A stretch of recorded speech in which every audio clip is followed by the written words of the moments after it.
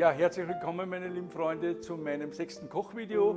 Heute begeben wir uns kulinarisch nach Italien und damit begebe ich mich auf gefährliches Terrain, denn wenn es um ihre Nationalgerichte geht, verstehen die sonst entspannten Italiener keinen Spaß. Ich werde in diesem Video im Wesentlichen auf zwei Themen eingehen, nämlich Pasta al Ragù und ihre unterschiedlichen Zubereitungsarten. Und am Ende des Videos noch, wie man eigentlich Pasta, Nudeln richtig isst. Diese Zubereitungsart, Pasta al Ragù, und die besondere Art ist, es ist Bianco, also weiß, und weiß bedeutet immer ohne Tomatensauce. Ja, Pasta al Ragù wird fälschlicherweise auch sehr oft als Spaghetti Bolognese bezeichnet. Dieses Gericht existiert aber nicht, das gibt es in ganz Italien nicht. Also selbst in Bologna, wenn man in ein Restaurant geht und auch im restlichen Land, wirst du nie Spaghetti Bolognese auf der Karte finden, außer man sitzt in einem Touristenlokal. Es gibt ein Ragù Bolognese, das genauso mit Hackfleisch und Tomatensauce und vielen anderen Zutaten zubereitet wird.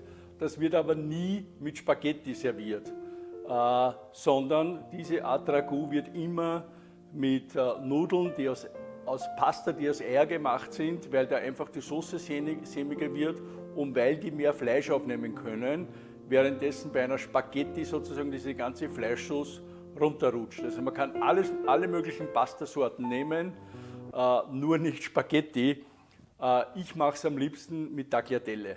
Ja, und dieses Pasta al Ragù wird halt in unterschiedlichen Varianten interpretiert. Meine Variante heute ist Bianco, also weiß, wie schon erwähnt. Würde man einen Italiener fragen, wer macht das beste Ragù, dann ist die Antwort immer come lo fa la mamma, weil die Pasta al Ragù eigentlich das traditionelle Mittagessen ist für Sonntag. Ich habe schon einiges vorbereitet, viel geschnitten und schauen wir uns jetzt vielleicht einmal die Zutaten an. Die sind übrigens für 2 hungrige Personen oder für 4 Personen, wo das Pasta al Ragù als Zwischengang serviert wird. Wir brauchen ca. 250 Gramm Faschiertes vom Rind, ca. 100 Gramm Salsiccia, das sind 2 große oder 3 kleinere, und 100 Gramm von Pancetta, das ist also dieser Bauchspeck. Und wir brauchen 250 Gramm Tagliatelle und einen halben Liter Rinderbrühe. Des Weiteren habe ich 60 Gramm vom Stangensellerie, 60 Gramm von den Karotten und 60 Gramm von den Zwiebeln, eine geteilte Knoblauchzehe, 3 Blätter vom Salbei, 2 Blätter vom Lorbeerblatt und ein bisschen ein Rosmarin. So, jetzt geht's los. Wir beginnen mit dem sogenannten Sofritto. Wir werden uns jetzt also einmal das Gemüse und den Speck anbraten. Als erstes geben wir den Knoblauch dazu. Der kommt dann wieder raus. Die Salbeiblätter, die Lorbeerblätter und ein bisschen was vom gehackten Rosmarin. Das erste, was dazu kommt, sind die Zwiebeln. Lassen wir mal schön anbraten. Und unser Speck. Ja, das lassen wir jetzt da mal schön anschwitzen. Die Zwiebel maximal glasigen, soll nicht braun werden.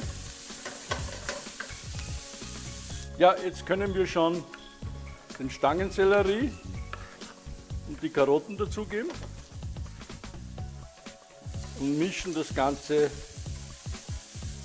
schön durch. Ja, als nächstes kommen die Salsiccia, sind diese italienischen Würste, die kriegt man in der Zwischenzeit in jedem Supermarkt. Die sind halt ein bisschen pikanter als unsere Bratwürste und die werden einfach in der Mitte rausgenommen und da so rein.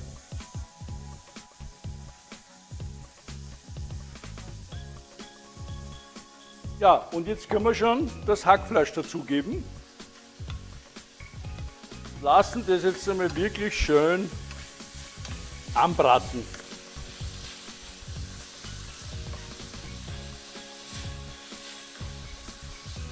Die Knoblauchzehen sind jetzt braun, die nehmen wir raus. Wir wollen ja nur ein dezentes Knoblauchgeschmackerl und keine Knoblauchcremesuppe hier. Ja, ihr seht, das Ganze hat jetzt natürlich schon ein sensationelles Farberl. Wir lassen noch ein kleines Bisserl und dann werden wir schon mit dem Wein löschen. So, das ist jetzt der Zeitpunkt, wo wir mit 100 Milliliter Wein einmal löschen und lassen dann den Wein auch verdunsten. Ja, ihr seht, Pasta al Ragù ist eigentlich sehr einfach zum Zubereiten. Das Einzige, was man braucht, ist Zeit, weil das Ganze soll jetzt mindestens 1,5 Stunden vor sich hin köcheln, damit sozusagen da wirklich die ganzen Aromen rauskommen und das macht dann einfach diesen wahnsinnig guten Geschmack.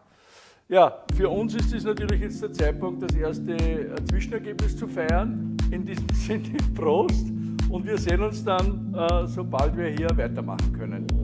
Und zwar 30 Minuten vorher, weil dann werden wir die Nudeln machen. Also bis später. Ja, wie ihr seht, die Brühe ist fast verdunstet. Komischerweise ist auch das Fleisch schon weniger geworden, aber das liegt daran, dass meine Tochter schon so einen Hunger hatte und einfach nicht mehr warten wollte. Wir nehmen jetzt die Lorbeerblätter raus und können jetzt, lassen es einfach noch ein bisschen dahin köcheln und stellen uns jetzt einmal das Nudelwasser hin. Ich brauche jetzt nicht so einen großen Topf, weil ich nur 250 Gramm Nudeln mache.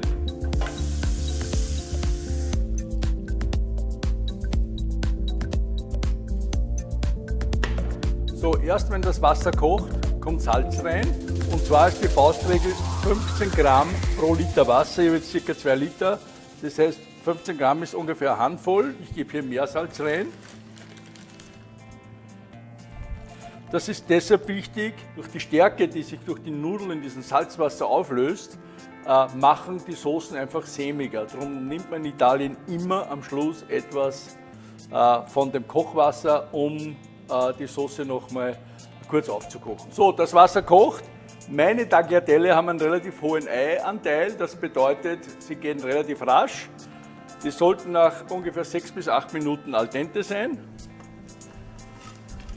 Ja, al dente bedeutet bissfest. Das heißt, wenn man in diese Nudel beißt, sollte man eigentlich nur ein bisschen was spüren. Also man sollte nicht komplett durchbeißen.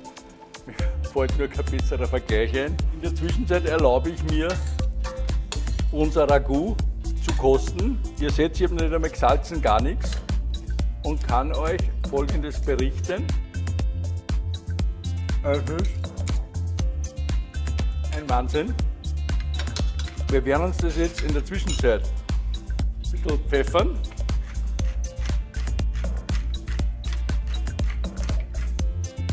Und salzen. Und am Schluss, und das sind ca. 100 Milliliter Milch rein. Und das lassen wir jetzt einfach nur mal kräftig aufkochen. Meine Lieben, es ist soweit. Wir sind 7 Minuten, sind die Nudeln jetzt im Wasser. Und nachdem ich echt oft Pasta mache, muss ich sagen, ich kenne das schon am Gesichtsausdruck der Nudeln, ob die jetzt al dente sind oder nicht. Die Milch und die Rindsbrühe ist alles schön eingekocht. Wir haben aber trotzdem noch ein bisschen Flüssigkeit.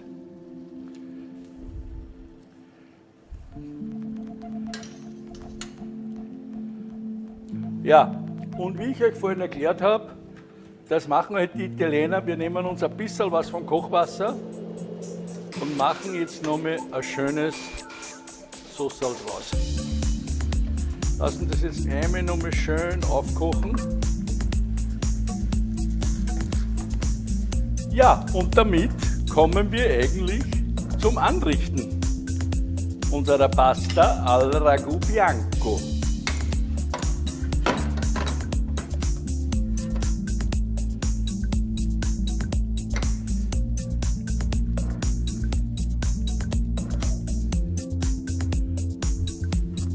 Wir nehmen noch ein bisschen vom Pecorino.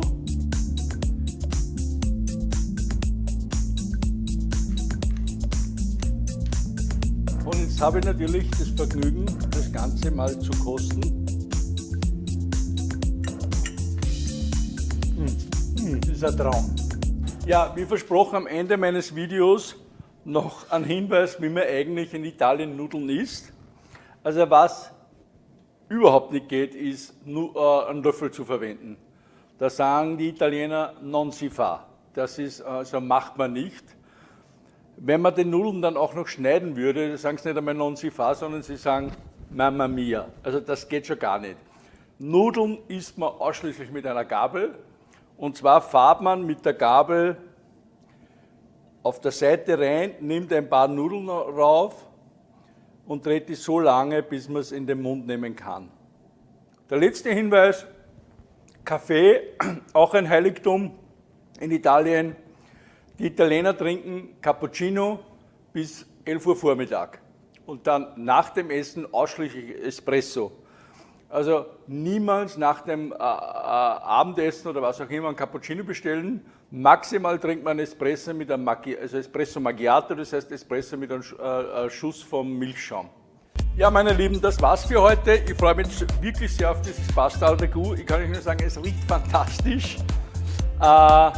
Danke für euer Interesse. Ich wünsche euch viel Spaß und guten Appetit beim Nachkochen.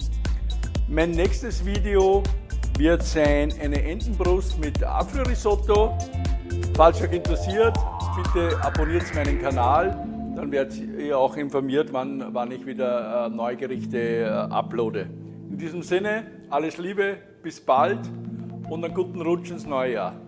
Servus.